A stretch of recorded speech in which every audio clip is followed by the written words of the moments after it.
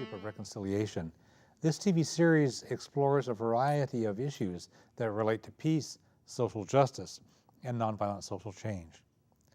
People have performed music for thousands of years to create beauty, to express what they felt, and to communicate meaningful messages to other people. So it's not surprising that music has played an important role in movements for peace and social justice. This month's TV program focuses on this with two outstanding folk musicians from the Puget Sound area. We have Gwinn and Tom Rawson. Both have delighted audiences with powerful and engaging songs and with their infectious joy and wit. Holly and Tom will talk about folk music's roles in the peace and justice movements, and then to illustrate the various things that they're saying, they'll perform some songs that bring their message to life. During this hour, we will both learn a lot and have a really good time. So it's a pleasure to welcome both Gwinn and Tom Rawson, two people I've known and respected for a long time and always had a good time whenever I've heard them perform. Thanks for being here. It's good to have you both here. Hi, Glenn. It's good to be here. Thank you, Glenn. So we want to find out, just as I mentioned in the opening, music has played a role in movements for peace and justice. And I wonder if you could tell us, Holly, what functions folk music can perform for these movements? One of the things that came to mind when you asked us that question to be considered is how music has served as a compass in some ways for the justice and peace movement. And I'm going back in my mind to the time of Harriet Tubman and the Drinking Gourd and the Underground Railroad, where an old folk song was actually a map for people to follow so that they could get to freedom. Follow the drinking gourd, follow the drinking gourd, for the old man is a-waiting for to carry you to freedom. Follow the drinking gourd, step by step keep a-traveling on. Follow the drinking gourd, follow your steps and you'll get home. Follow the drinking gourd, follow the drinking gourd, follow the drinking gourd, for the old man is a-waiting for to carry you to freedom. Follow the drinking gourd. I think that song was something sung in the fields. So, you know, and people would listen and they go, aha, wait till dark, look at the sky, find the Big Dipper, and trace your way down to the river where the man's going to take you on the ferry, get you home to freedom. Then fast forward 100 years, and the same folks who, while we're no longer in slavery, were working to get equal civil rights. And you know, we all know about Martin Luther King Jr. and Rosa Parks, but there were hundreds of thousands of people who were out on the line every day and were going to jail. And, you know, they were treated terribly in those situations, and it was songs that just kept them going in jail. And they would be very respectful in these demonstrations and quiet and peaceful and reverent, and then as soon as they got to jail, they'd all break out into song and sing, I ain't scared of your jail 'cause I want my freedom now. And those songs just lifted their spirits and kept them in community. So that's another example of the same thing. You mentioned when we were preparing for the program a song that Linda Allen, who actually was from Olympia, had written about the time when war was going to break out. Tell us about the story and share that. Something of that song with us. Linda, the day that the Iraq War started in 2003, she, as a lot of us were, was just in a lot of despair. And she just sat down and she said that she reached really deep to look for some hope. And she reached so deep, she found this song. I believe that peace will come. I believe that peace will come. I believe that peace will come. I believe that peace will come. I believe that hope survives. I believe that hope survives. I believe that hope survives. I believe that hope survives. I believe that love will rise. I believe that love will rise. I believe that love will rise. I believe that love will rise. I believe in humankind. I believe in humankind. I believe in humankind. I believe in humankind. I believe that peace will come. I believe that peace will come. I believe that peace will come. I believe that peace will come. Thank you. When we were preparing for the program, you told me that it's not just like speaking to the choir, but it's really also energizing the bass. Emma's Revolution was recently in town, two very magnetic and very powerful women. And one song was about singing to the choir, and Pat Humphries said, I want to find the choir. I'm really energizing the bass. And that's what our songs do. They energize the bass. And also, it's possible that they educate the bass and the people that are not quite in the movement yet. When we marched on Livermore in 2002, and it was Livermore Labs in California that does nuclear weapons work. Yeah, I might talk more about that, but yes, right in the heart of a very built-up city district, Livermore Labs not only is developing more and so-called better nuclear weapons, but they are also stockpiling weapons there, and they're a poisonous, contaminated site. And there's a big movement to shut them down, and it's been there for years. And I had this image as I was writing a song for Livermore that a scientist would be in a far part of the park, and he'd hear my song, and his heart would change, and there'd be a shift. Well, there were no scientists; there it was closed. But we marched to the gates anyway and sang. You hope that you're going to inspire someone to go on, but you also hope that you're going to give the bass something to go on, and people love to sing along. We talked about some of the functions that it served back in slavery days and so forth, and the civil rights movement. Some of the songs that both of you perform have evolved over the years historically. Could you tell us, Tom, about how the songs evolve for different purposes? Sure. The civil rights movement was just amazing in terms of all the gospel songs that turned into civil rights songs. And it makes sense because if you think about it, gospel songs, a lot of them are freedom songs. And so it was easy to change them into specifically civil rights songs. This Little Light of Mine, We Shall Overcome, Lonesome Valley, you could just go on and on. One in particular that I think had a very interesting evolution is Oh Mary, Don't You Weep, which is an old freedom song, and it goes like this. If I could, I surely would stand on the rock where Moses stood. Oh, Pharaoh's army got drowned. Oh, Mary, don't you weep. Oh, Mary, don't you weep, don't you mourn. Oh, Mary, don't you weep, don't you mourn. Oh, Pharaoh's army got drowned. Oh, Mary, don't you weep. Mary wore 3 links of chain. Every link was freedom's name. Oh, Pharaoh's army got drowned. Oh, Mary, don't you weep. Oh, Mary. Oh, Mary, don't you weep, don't you mourn. Oh, Mary, don't you weep, don't you mourn. Oh, Pharaoh's army got drowned. Oh, Mary, don't you weep.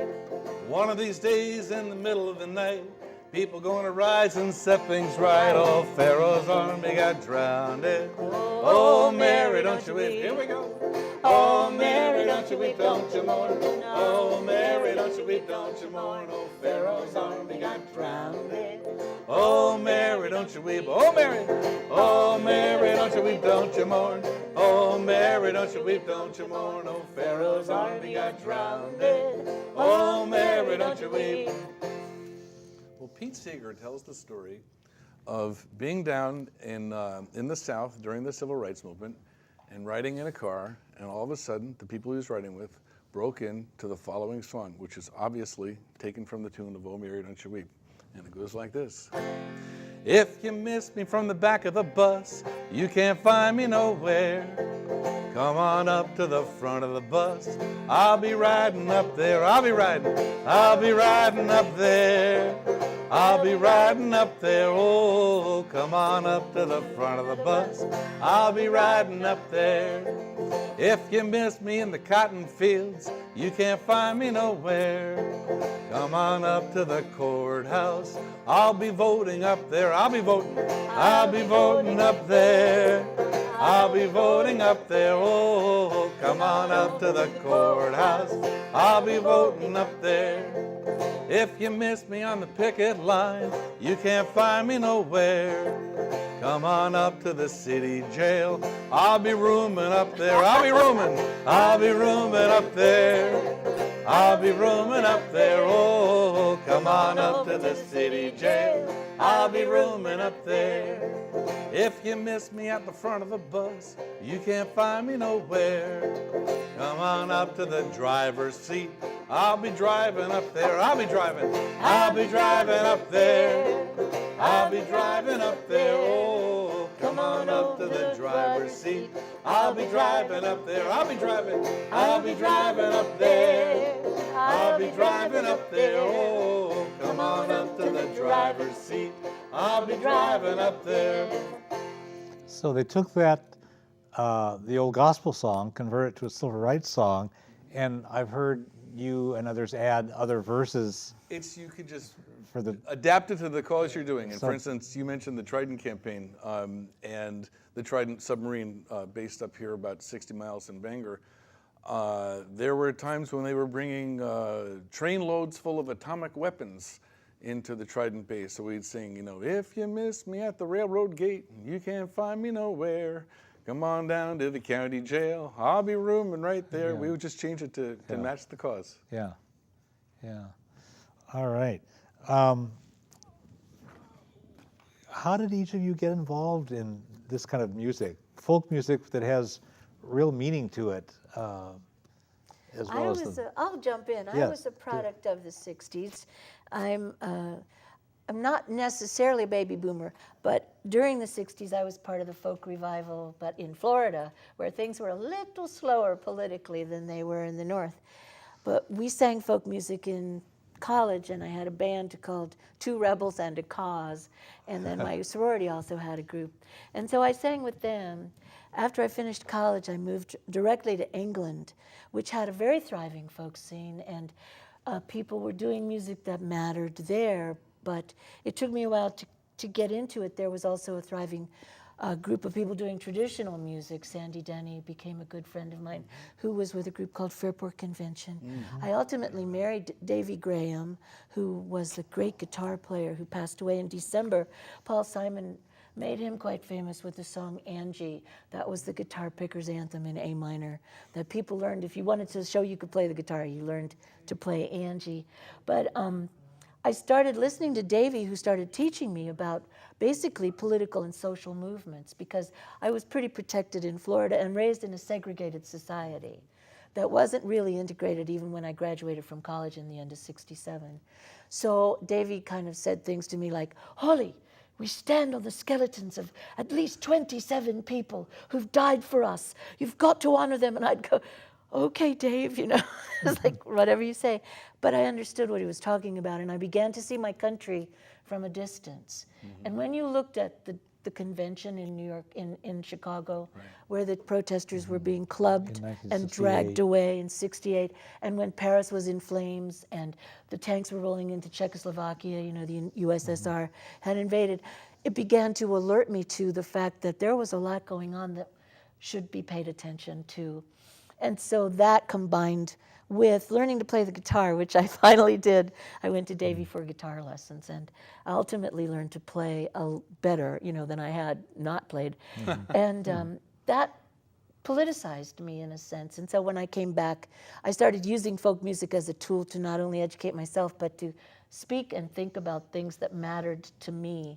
So by 1975, I had written a song that I had had a dream about called An Alternate Energy Plan, or Let's Poop Our Way to Peace and Prosperity, about using human sewage and animals to create methane gas to run and power our towns, villages, and brick factories, and things like that. So, and the first two songs I ever wrote were about Florida and not developing it, being respectful. So I think those things started surfacing in my mind, and I thought, songs should be pretty, but they also can have a beginning, middle, and an end, and a reason. Well, and the songs that you write have so much creativity and wit to them. I mean, the content is solid, and then the wit just really gets it, you know. Thank you. So it's just always fun to hear the songs that are written with that spirit, and you write some serious ones as well. But so You want to hear a little bit of alternate energy plan?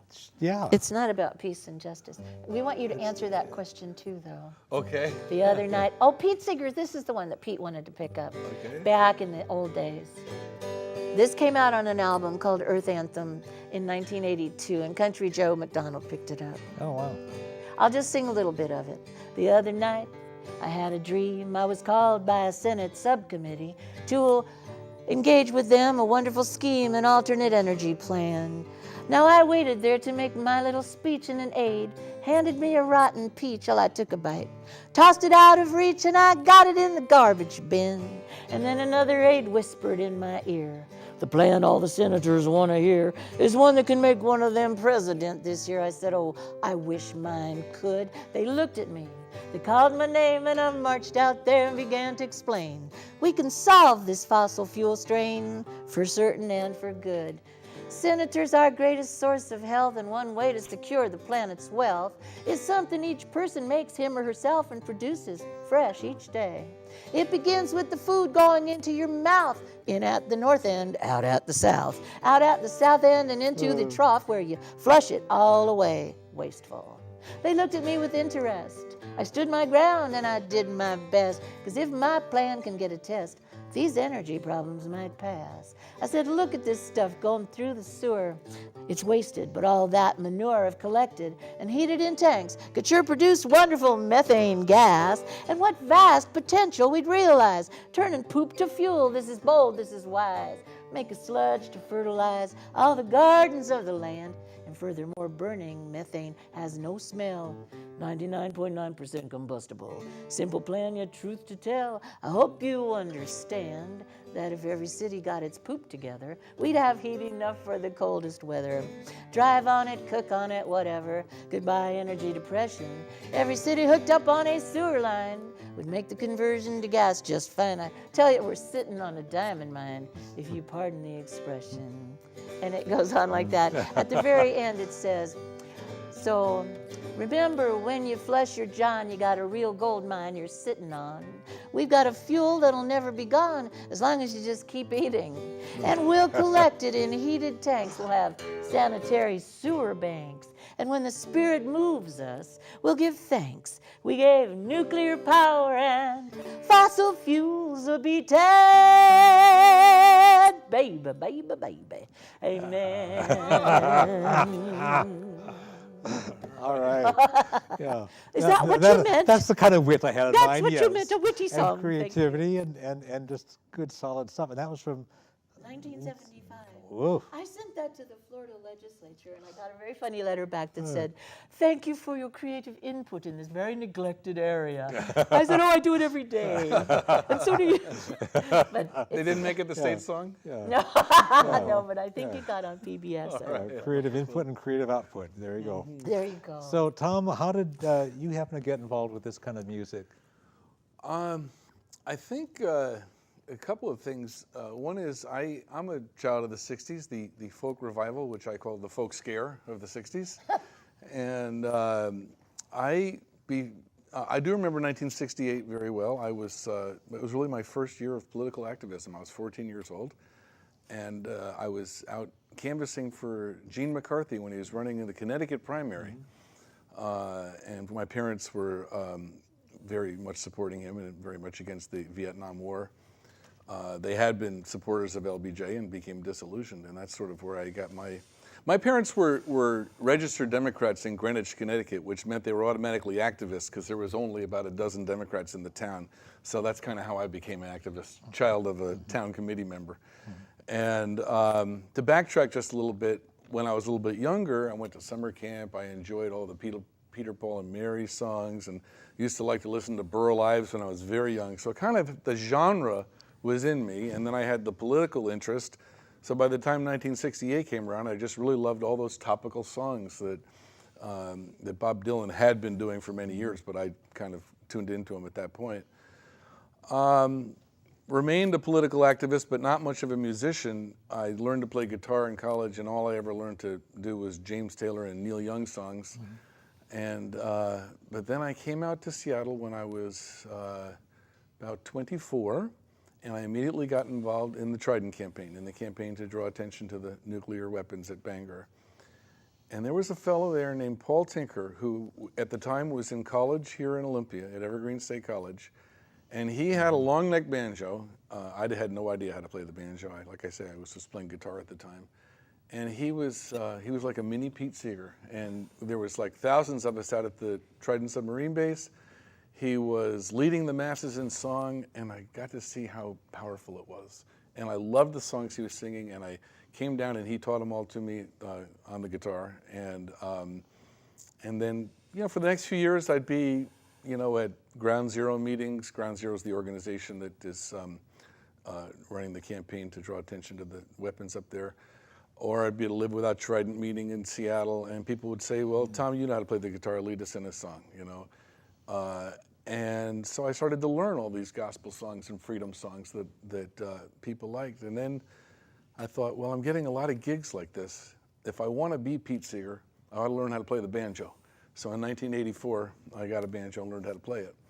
And since then, I've just been doing more and more song leading with organizations like the FOR, the Fellowship of Reconciliation, and organizations around Seattle. And gosh, around the 1990s, I started really expanding to not just doing it for political reasons and political groups, but going and playing in folk coffee houses and sort of expanding things topically. So that's it in a nutshell. Yeah, I should give a shout out to Joan Baez for certainly for sure. being a very influential person on me, including the vibrato, which I immediately had to lose when I went to England. They go, oh, you've got way too much vibrato, darling. Smooth the notes. And also, of course, Bob Dylan, who was definitely pushing the envelope. That's nice to remember. So how does each of you fit into the movement's use of folk music? Do you have a particular niche that you see yourself in, or particular functions that you serve in the folk music of the peace and justice movements? Yeah. When I first came to Seattle in 1978, as I say, I was very active in the Trident campaign and in a lot of campaigns in Seattle. And pretty much I was a full-time peace activist. I wasn't, getting paid for it. I had a day job, which is just, I was a laborer. I was just doing odd jobs to support myself. But for a good 6 or 7 years, I was pretty much a political activist and, doing petition campaigns and initiative campaigns.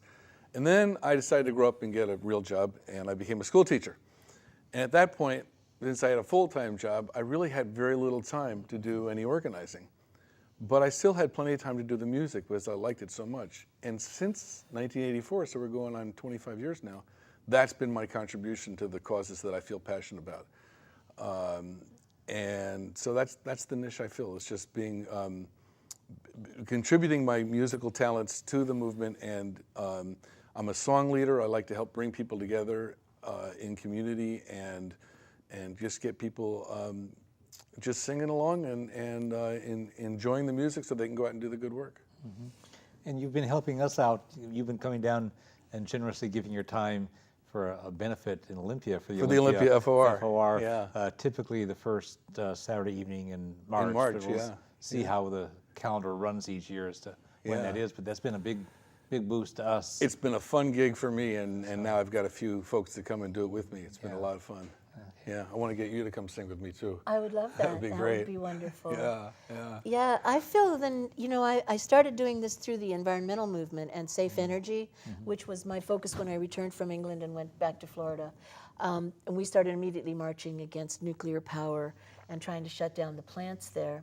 So then I came out here also for the first time in 1977 and immediately went to Trident and marched. I was one of the thousands that were marching with my hat low and my glasses on because they were taping us with the cameras. And I have written several songs for Ground Zero too, and including Jackie Hudson, who is a dear friend of mine now, and her friends Ardith and Carol, Gilbert Right. and Ardith Yeah. Platte. They're the ones that put blood on the missile right. site. Yeah, Yeah. and I wrote a song about them, which I'll do part of later if we think. And Jackie has been a guest on this program a couple times. Yeah, and they've been very instrumental in shaping what I think and like to write about. And then I must mention the Global Network Against Yes. Weapons and Nuclear Power in Space, because it was through Democracy Now!, Amy Goodman's fine show, in 1996 that I heard that they were going to use nuclear power to send plutonium. They were using plutonium to send these probes into space. And one of them was the Cassini mission. And the air conditioners had failed on the launch pad, and these things were emitting radiation, and there was no environmental impact statement either. So it was a pretty horrible event, and we were very afraid that this would blow up in the environment. So I have been singing now for the Global Network Against Weapons Yes. and Nuclear Power in Space since 1996. You were a guest on our program when we did one of the programs we've done about weapons in space, and you whipped out the guitar and sang "They're Planning a War in Space," Yeah. which is just full of information, and it's got that great wit to it.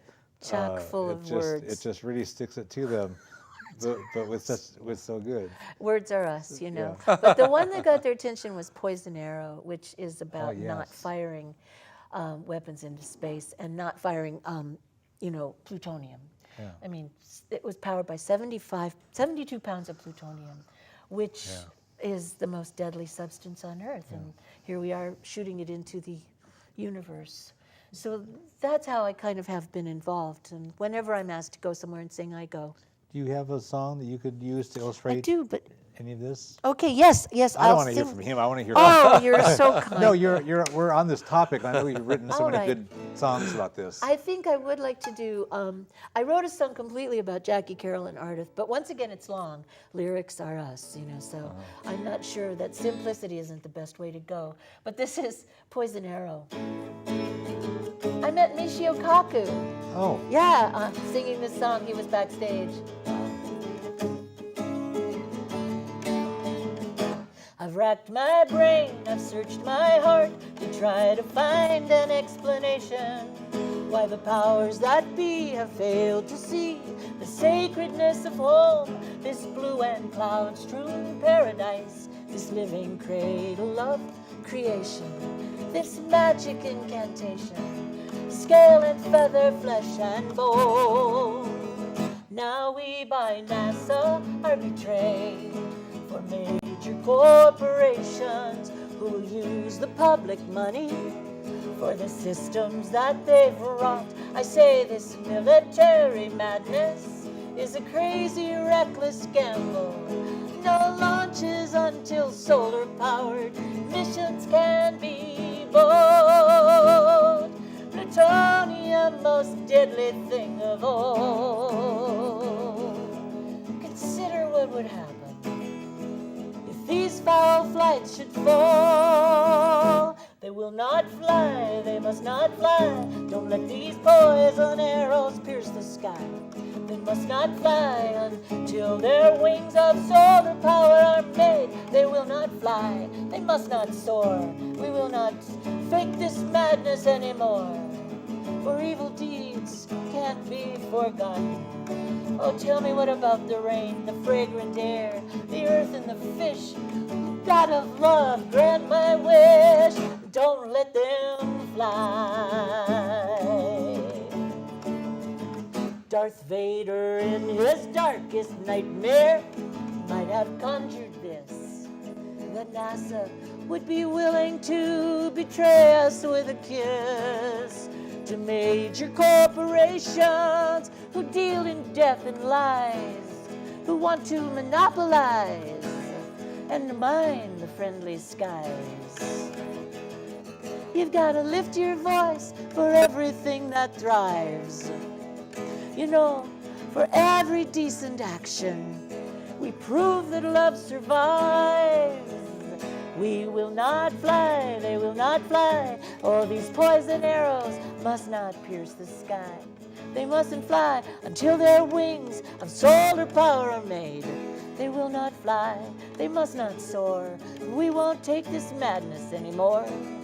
Their evil deeds can't be explained. You gotta tell me, what about the rain and fragrant air, the earth and the fish. Goddess of love, grant my wish.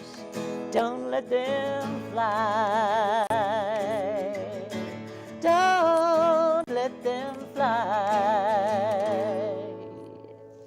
Thanks. And you know what? We won. Yay! They do solar now. They have wings that unfold. Carl Grossman, Michio Kaku, Bruce Gagnon, people, working together, the Global Network, have stopped that horrible thing of exporting plutonium. Thank you. So what motivates you to write songs? What are you trying to accomplish? I can tell that you want to inform people. How do you go about writing these songs? I research and I listen. I like to research stuff. I like to look it up and see what it's about, and then try to craft poetry about it, and then come to a melody, and then write about that. That's what I really love doing. But I'm of two minds about it these days, because lyrics, you need to stand still. You need to kind of be listening to lyrics if you're going to get them, and maybe the simplest things get through. So I might be at a shift. Well, some are very dense. I mean, the one, I don't mean like it's dull or boring, not at all. But it's like fact, and it's like wow, it just kind of overwhelms you. But it's wonderful stuff. I'm thinking about they're planning a war in space. It just runs on and on and on. There's so many good songs I've heard you do it's like taking a course. By the time you listen to the song, it's like, okay, now I understand that issue. Actually, Song for Livermore and Planning a War in Space have been used in courses. Oh, is that right? Yeah, I've heard from college professors Music and also is more effective than from textbooks. kids. Oh yeah, It is, isn't it? For some people. It's If you have forever. ADD, it's much better to hear a song about it. Yeah. Yeah. So a lot of research and really, it's informing people as a way of activating them. Hopefully, yes. And when it's funny, hopefully some of them are funny, it's to get them laughing, and then their guard is down, and then they listen and they hear with their heart. Yeah. I like the one that you have about not buying the excess packaging. Oh yeah, an alternate. That's Fill It Up Again, Yes. sung by a non-biodegradable woman. Her Yeah. name is Nona, and she talks like trash, but she's not. It's She wears funny. plastic outfit. But it's very good. That's it's an old about song. not buying. Don't buy plastic over, things that are too much wrapped Yeah, in plastic. Yeah, in college I had an old college roommate who he'd go to the store, buy something, he'd unwrap it there, leave the packaging on the check stand, and says, "I only came to buy the product, not this packaging." And he'd leave the packaging behind. It's good. Yeah, it's a good statement. Do you ask for a discount? No, They just throw it away. but that song that you've sung on that is reminiscent of. It's on my website. approach. People can click and play that if Okay. you advertise my website. That's later. right. I did go to the website, and we will do this. And there's a picture of Nona there in all her plastic okay. regalia. Okay. Let's see. You were going to sing a song for a Russian mother. I was, but I'm wanting to hear from more. Okay, well, I would. Oh, who love wants to hear from sing. Tom? Sing that one. That's a good one. In 1983, I was living in LaConner, and we had a group I founded called the Skagit Citizens for Nuclear Disarmament. Oh, yes. Yeah, I I've understand. developed this cough that Sknud. everybody in the school system has right now, so my voice is a little gravelly, but perhaps that could be useful. I don't know. And we decided to try to do a sister city project with a town on the Sea of Japan in Russia called Olga. And so we got together and we got the native people involved, the Swinomish tribe, we got all the businesses involved in town and all the wild and wonderful characters, from poets and writers and people who cleaned houses for a living to children to lumber yard owners. And we had a town photo taken with LaConner in the background. And we sent off this song for a Russian mother, along with things that we did and stuff that we did. And all of us were in our professional garb in the photo. And a big banner that said in Russian, because we had a friend there who could speak it and write it, "Greetings, Olga," and we sent all of this stuff off with great faith. And it landed, and we never heard another word. Now, all these years later, we've gotten emails from a young woman who's made it her job to revive our Sister City project with Olga, and we find that our stuff has been in the museum all along and that people have actually heard and sung this song. So it goes like this. I'll sing it low because my voice is going. I do not know your name or how you look or what you might be wearing every day. And yet we might be friends if there was not an ocean and such hatred in the way. Dear Russian mother, across the sea so far. And in our children's eyes we see their promise, hear their laughter echo on the wind. Another generation with its own dreams to begin. The sound of children running home to supper time. The final bedtime stories cuddled by the fireside. The innocence of slumber on each face. The future of the family and all the human race here in our hands. Oh, I would get to know you and to understand the things you want in life and how you'll make them true. Oh, there's so much that I could learn from you. A recipe, a song or three, your favorite country walk. Perhaps in time, the language shared, we'll sip strong tea and talk about our motherhood, about our dreams and plans, about our children's lives, about these crazy men who run our world around. How did we ever get so lost? How are we ever to be found? In family, in peace and simple living, in sisterhood, in loving and forgiving. I do not know your name or how you look or what you might be wearing every day, and yet we will be friends. Oh, let there be no ocean and no hatred in the way, dear Russian mother across the sea so far. I can't help thinking how very similar we are. Wow. You can substitute Afghani mother, Iranian mother, Iraqi mother, all the mothers of the world. We just want to. Unfortunately, it never goes out of date. We're still working for that day. Still working to end war. That's the peace movement through music. And so many of these songs are eternal, whether they get updated to new issues or just the basic yearning for freedom and all this. That's great. What kinds of songs do you think really engage people, like an audience that's present or somebody listening to a recording? Yeah. Well, you can certainly engage people without having them sing along. My particular specialty is being a song leader and getting people to sing along. But as you just saw, there's plenty of songs that you can engage people with without that. But the way I engage people is actually getting them singing with me. And I give workshops at folk festivals on how to get people to sing along with you. And the main thing I tell songwriters is song selection is what's important. Don't try to get people to sing along with you on something that's really wordy and unfamiliar.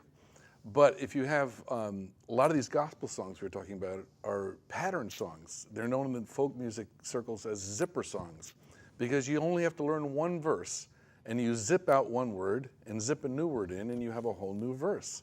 Old MacDonald had a farm, for instance, is a zipper song. It's actually a complex zipper song. You have to zip out two words. You got to take out the cow and the moo, put in the pig and the oink, but you got a whole new verse. So you only have to learn one verse, right? Yeah. And to give you an example of a zipper song that I do to engage people, and this is another way I engage people. Not only do we do zipper songs that they can learn quickly, but sometimes I do songs where people in the audience or in the group that you're singing with can contribute verses. They can become instant songwriter. So I might sing, actually I was going to go a little higher. For those of you keeping score out there, we're going to the key of B flat on this Pete Seeger long neck banjo, autographed by Pete Seeger at the 1997 Northwest Folklife Festival. was there with his grandson, wasn't he? With Tao, yeah. And he's an FOR member. Yes, he is The indeed. singer belongs to the Fellowship of Reconciliation. And he's a member of AFM, American Federation of Musicians, Local 1000, the Traveling Musicians Union, right. known as the Unlocal. That's my local, too. This song was written by Jan Harmon from Camden, Maine. And she wrote the song because there was a peace march coming through her town, and she wanted to capture the essence of what it meant to her to have a peace march in her town. Let us take a walk together, now it is begun, for it's when we all can walk together that peace will come. Let us share some dreams together, now it is begun, for it's when we share some dreams together that peace will come. So then I'll say to the people I'm singing with, think about what we can do together to further the cause of world peace. Shout it out and I'll make it into a verse. And somebody will say, let's rock the babies together. So we all sing, let us rock the babies together. Now it is begun, for it's when we rock the babies together that peace will come. Let's have a late night talk together. Now it is begun, for it's when we have a late night talk together that peace will come. And if you're working with a group like the FOR, they'll probably say, let's refuse to pay our taxes together. Now it is begun, for it's when we refuse to pay our taxes together that peace will come. So that gets everybody in the audience involved, and sometimes you get kids in the audience. And my favorite verse ever, because I've collected hundreds of verses to this song from all the groups I've done it with, was written by a 4-year-old girl. Let's all jump on the bed together. Now it is begun, for it's when we jump on the bed together that peace will come. Let us take a walk together. Let us take a walk together. Now it is begun, for it's when we take a walk together that peace will come. I love that. Isn't that beautiful? That's beautiful. Yeah. What do you do to engage audiences? Thank you, Tom. That was lovely. Thank you. I do call and response songs sometimes. I got a chance to sing at Central Park. It wasn't like Barbra Streisand's opportunity, but we had marched with 40,000 people in 2005. It's No Nukes, No War, sponsored by the Washington State, or the Western States Legal Foundation, and Alice Slater's group, Abolition 2000, and a coalition of people. So we marched, and the Global Network was there, and of course I marched with them in Veterans for Peace, of which I'm also an associate member. And at the end we went to Central Park, and we stood in front of the people who had stayed. And I sang a call and response song with just my little shaker. And I just, because I wanted people to sing with me. The Mayors for Peace were there, and there were a lot of people, and a lot of people on the bill too, including David Rovics, who's, you know, big time. And he kept saying to me, don't you want to borrow my guitar? I said, no, I don't want to haul my guitar through the city. You know, I was marching. So it started like, we gather here to turn the page, to say farewell, to the nuclear age, to the hate and fear, to the mushroom cloud, our will is this, abolition now, we need to heal, to let love in, peace is the way, so let's begin. The Hibaksha, who live in pain, we promise them, never again. It's all one sky, under one sun. It's time we learn, to live as one. We need to heal, to let love in, peace is the way, so let's begin, our will is this, will is this. Abolition now. Abolition now.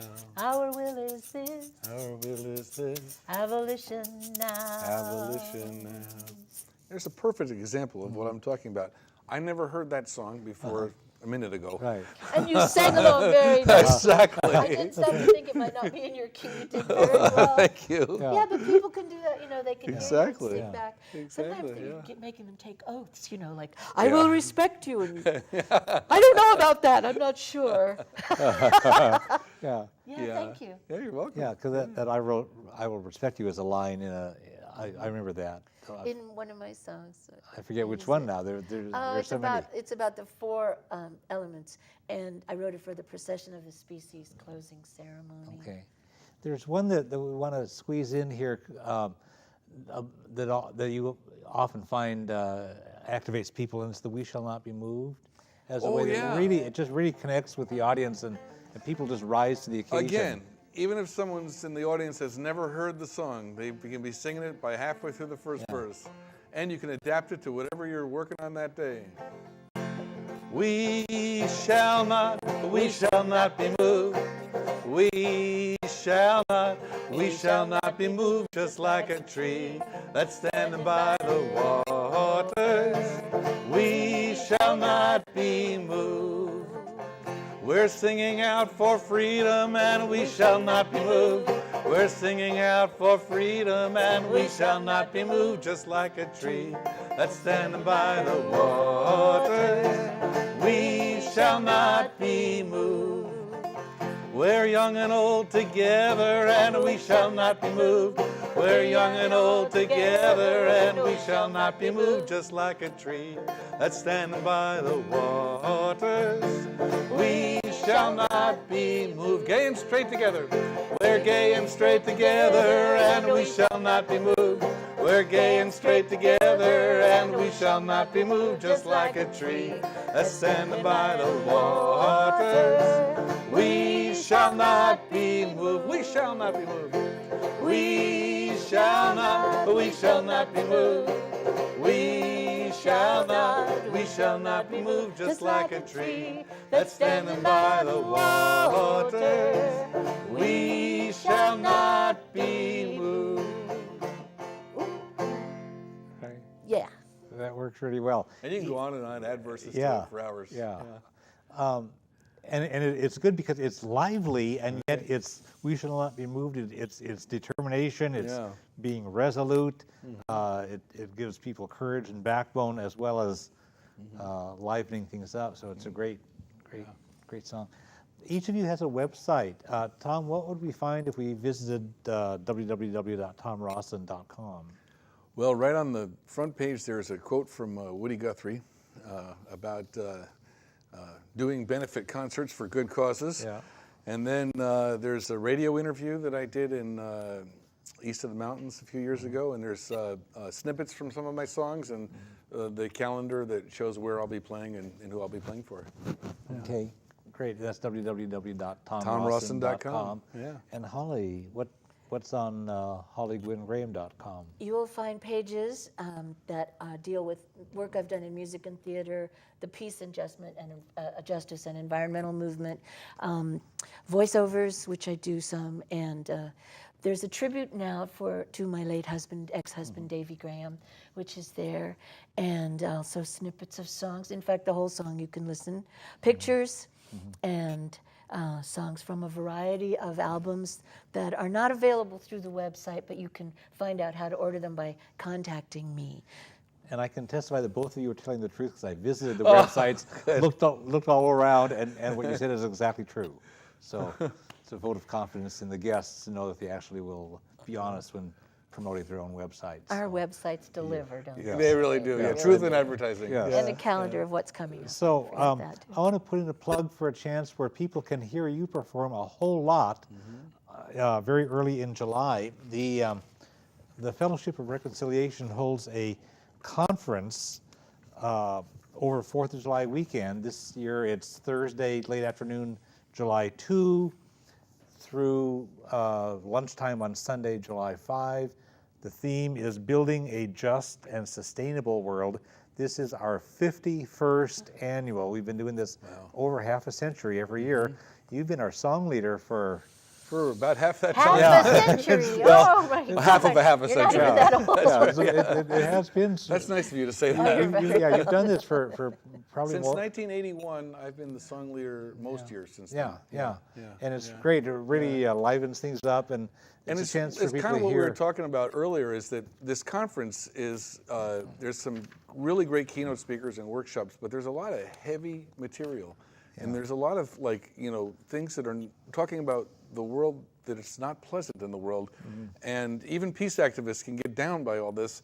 And so the music, we start every day with a sing-along for 15 minutes. It gets people's spirits lifted up again to do the good work. So we have sing-alongs twice a day sometimes, and then a talent show where everybody can just kind of have a lot of fun. And talent is optional. Talent's optional in our talent show, exactly. But the theme Glenn, is. you used to play the harmonica in the used to- talent show. That I was used to do great. that, then I would never practice in between. I would come there and see what song I could remember and do that. And then it came to the point where, by not practicing in between, I couldn't remember any songs, and that was the end of the. We'll bring a talent show. harmonica this year. But see if we can get you up there. the theme is building a just and sustainable world, and people can get information about it from the Western Washington FOR website, It's confusing.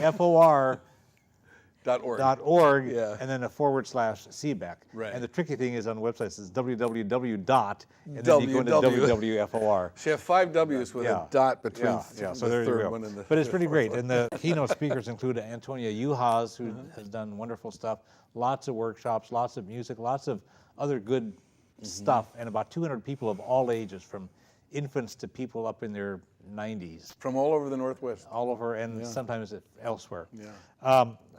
So we have just enough time for a brief song, like. We thought we would do Like, This Land Is Your Land. The People's National Anthem. Yeah, that's right. If you can do like about 2 minutes worth or so. All right.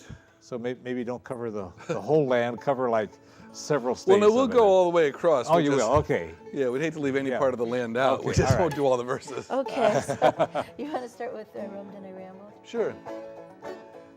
Wait a minute. Are we in A? We're in A. Oh, good. Excellent. I've roamed and rambled, and I followed my footsteps to the sparkling sands of her diamond deserts, and all around me a voice was sounding. This land was made for you and me. Here we go. This land is your land. This land is my land.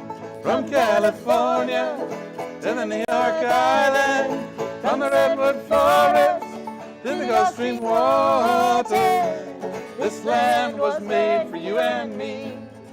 Well, as I was walking that ribbon of highway, I saw above me that endless skyway. I saw below me the rolling valley. This land was made for you and me. This land is your land. This land is my land. From California to the New York Island, from the redwood forest to the Gulf Stream water. This land was made for you and me. This land was made for you and me. All right.